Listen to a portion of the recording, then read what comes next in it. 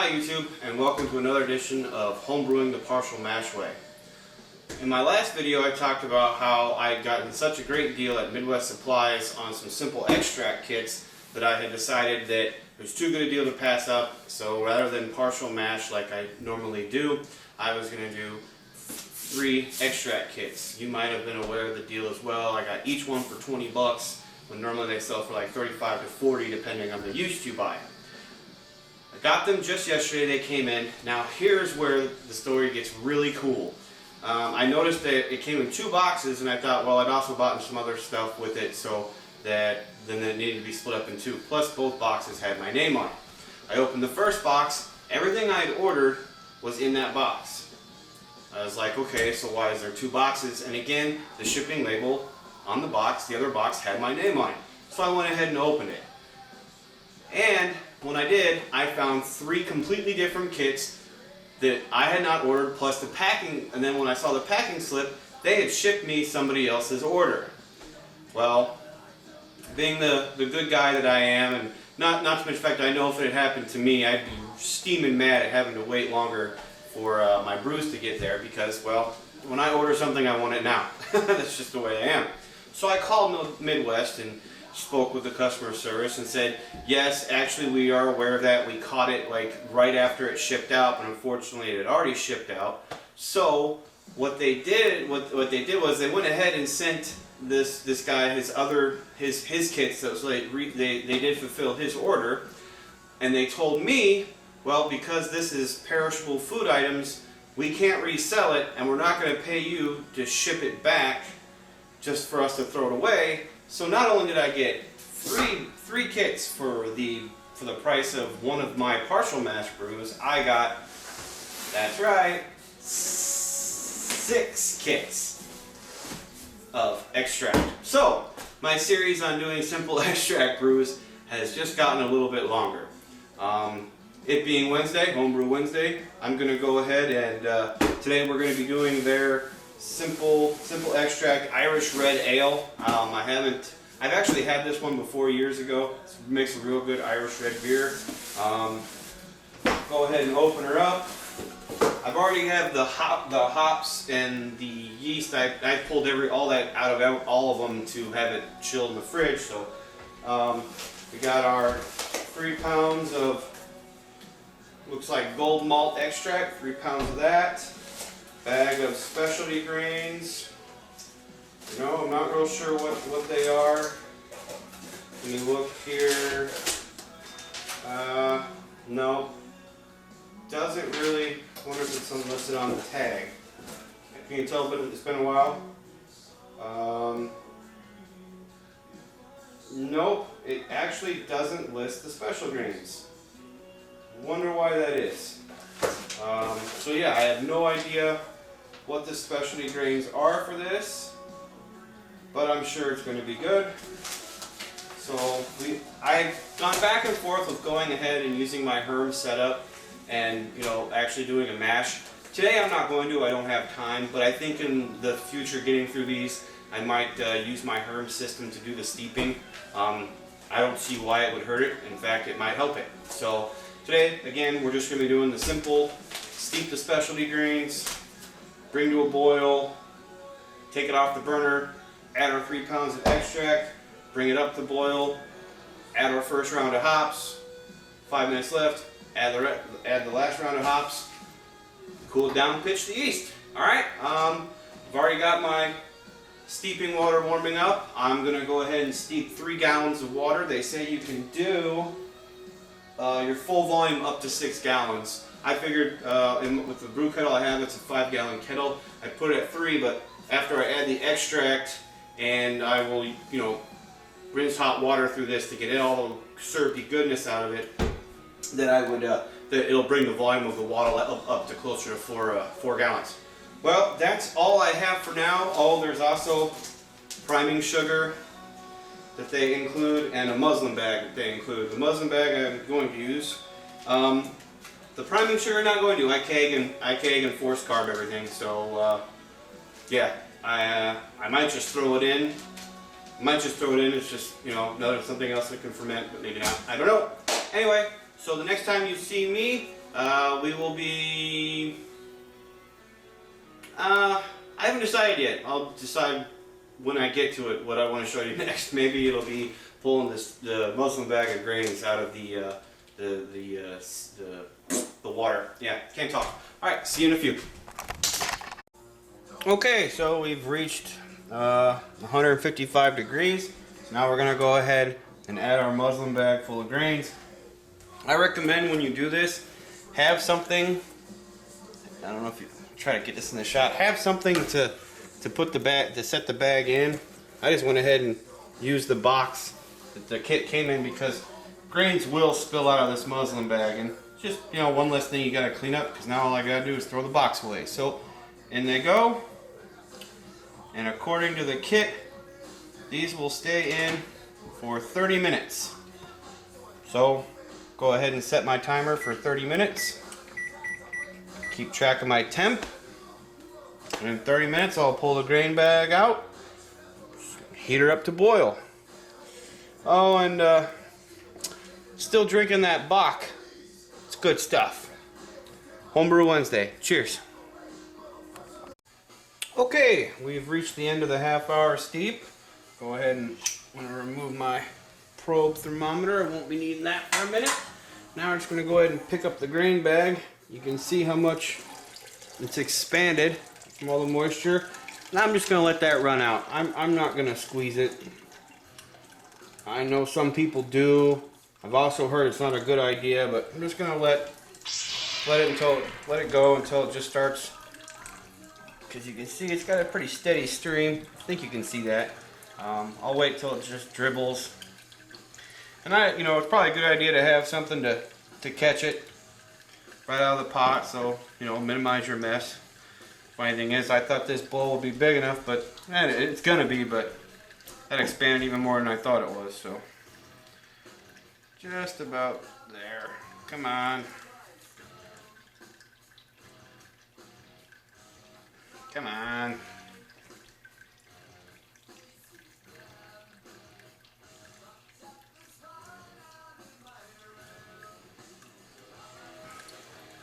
Good Lord. Lots still left in there. Dribble already. There we wait. Yep. Okay, we'll call that good. Set that aside. Now you crank up the heat and get a boil going.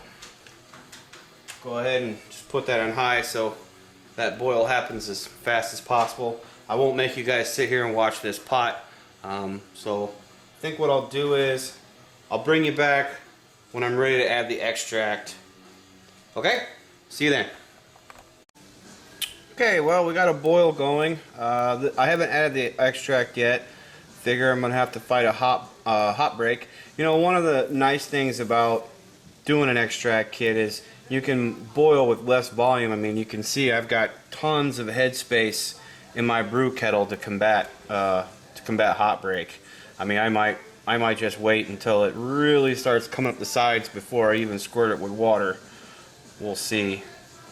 Yeah, see, we got some foam building up in here, but again, I've got so much headspace, I'm not worried about it yet. Go ahead and bring the heat down a little bit. I won't put it on high to get it up to boil quick. Look at all that foam. Getting close. Go ahead and squirt it down. Should be a fairly easy hot break to deal with, again, because of all that headspace in my brew kettle. Another reason why I left so much space too is because after I add that extract, it's going to bring the volume up to probably 3.5, maybe 4 gallons. So I think I already beat it. Let's see if I can clean off the side of the kettle and get that down in there. See, we just get a nice rolling boil without building up foam.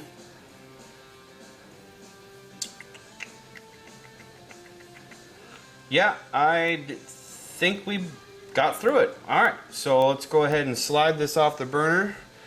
You know what? I'm going to adjust the camera before I do that. Kind of doing all this by myself. Don't have a cameraman. Just 1 second.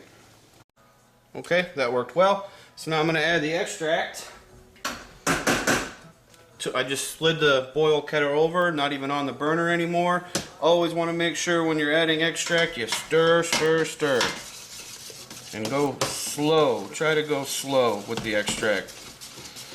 One thing I'll say about these Maillard malt is, you know, they don't have a very good handle on them. It seems like whatever Midwest was getting before, they were actually like, you know, like milk jugs. So they had a handle, which made this process a lot easier.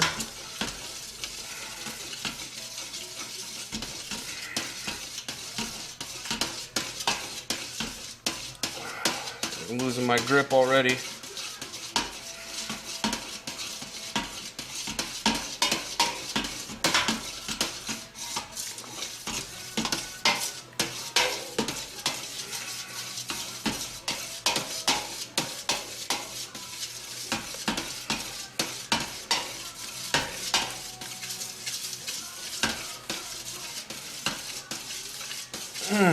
That's a pain in the butt. Almost done.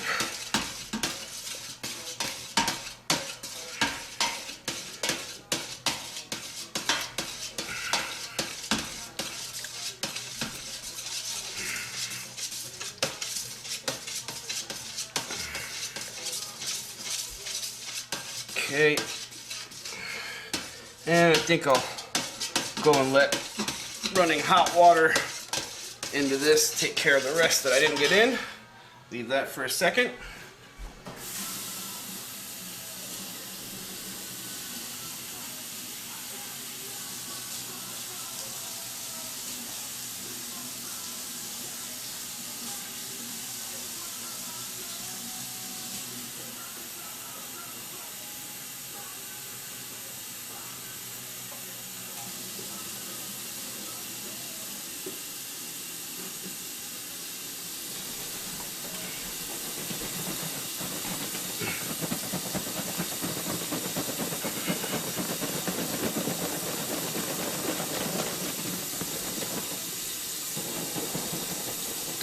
Shake it, shake it, shake it, shake it.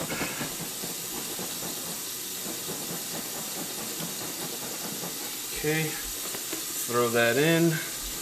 Not too worried about stirring it.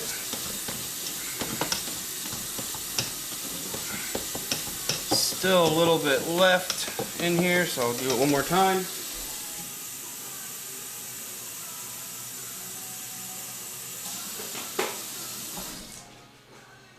Use less water this time. Okay, that got the rest of it. Alright. Yep, that brought our volume up to just under the 4 gallon mark on this kettle. So now what we'll do is give this a good stir before we put it back on the heat. I think we're good. So now I'll just go ahead and slide this right back over onto the burner. Ooh, look at my non-flat bottom. Well, it stopped already. When I initially did it, it shook like crazy. Oh, there it goes. Yeah, it'll do that until it heats up. Anyway, so gonna go ahead and wait for this cup to boil. When I come back, we'll add our first hop addition and then start our 60-minute timer. Okay, we're just ready for the hop addition. We got our extract added. We brought it back up to boil. I had a little bit of foam build up. You can see, I don't know if that's in the shot, but there's some still right here, but it definitely is starting to produce foam. But we're done now, so we're going to add the first addition of hops, which are Cascade, which, like in my opinion, like all hops, has a lovely smell. Going to be using my ginormous hop bag. Yeah, I went big, probably didn't need to. Go ahead and add those in.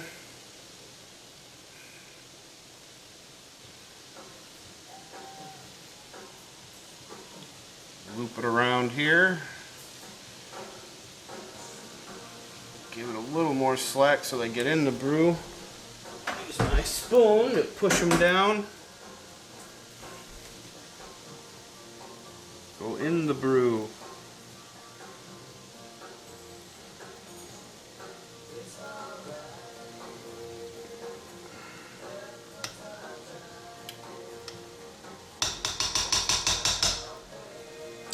And we'll start our counter for 60 minutes. This actually has the second hop addition with 2 minutes left in the boil. So at 2 minutes left in the boil, we will be adding an ounce of Fuggle. Alright. Down in the beer, you stubborn hops.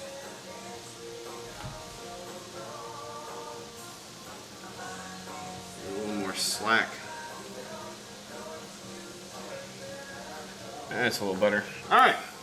And we'll also be adding a Werflock Tablet with 5 minutes left in the boil, but I'm not going to bother showing that. So anyway, we'll be back in around 51 minutes. See you soon. Alright, we're coming up on our last hop addition. Well, we only had 2 for this brew.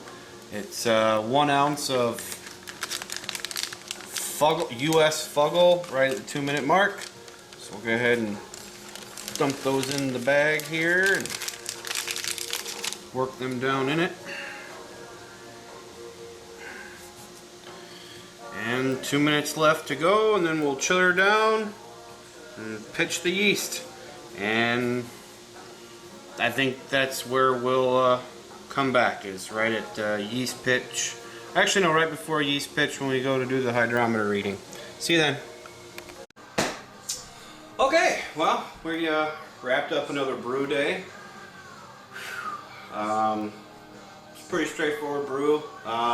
You know, extract, it's been a while since I've done just a straight extract kit, and I gotta say, there's something nice about it. So it's a lot less work. I mean, it only took, roughly 2 hours, I think. Yeah, about 2 hours.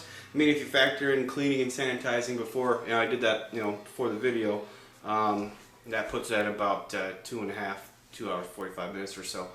But overall, it was fun. You know, we didn't have any problems. It pretty much, yeah, I would say it was a perfect brew day.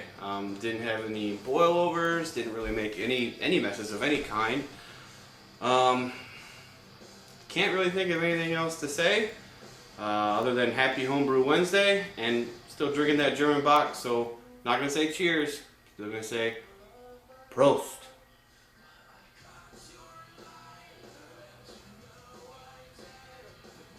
Steel City fans saying, till next brew.